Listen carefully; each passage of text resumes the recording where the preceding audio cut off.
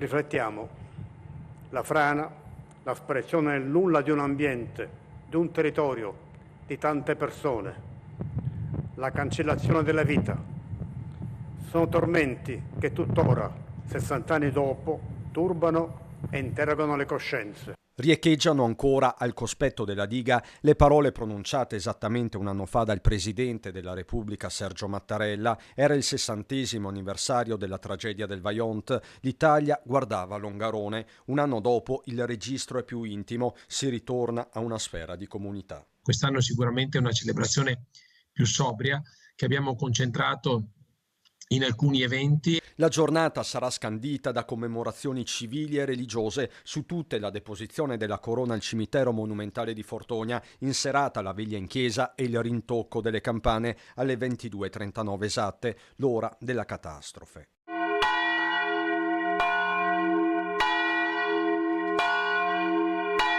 Quello del Vajont deve però essere un ricordo vivo, da qui la decisione dell'amministrazione comunale di tenere aperte le scuole solitamente chiuse per la ricorrenza. Affinché questa sia una giornata di riflessione, non una giornata di festa, di vacanza per i ragazzi, ma che quest'anno li porteremo a vedere una rappresentazione teatrale, ma soprattutto cercheremo di fare in modo che possano partecipare attivamente alle varie celebrazioni. È una giornata di educazione civica, l'abbiamo così un po' definita. E nel 61° arriva il messaggio del presidente Luca Zaia che parla di ferita ancora aperta. Dal PD Andrea Martella afferma che la difesa del suolo continua a essere un'emergenza nazionale. Sullo sfondo una battaglia vinta, quella per tenere a Belluno gli atti processuali del Vajont. Era del resto l'auspicio del capo dello Stato. Ufficialmente ormai queste carte rimarranno qui, ma poi il 9 ottobre annuncerò un'altra cosa che vi posso comunque già anticipare qui da voi oggi, è quella che tutta questa documentazione che noi abbiamo digitalizzato nel corso degli anni e cui grande impegno economico lo ha sostenuto soprattutto la Fondazione Vajont, adesso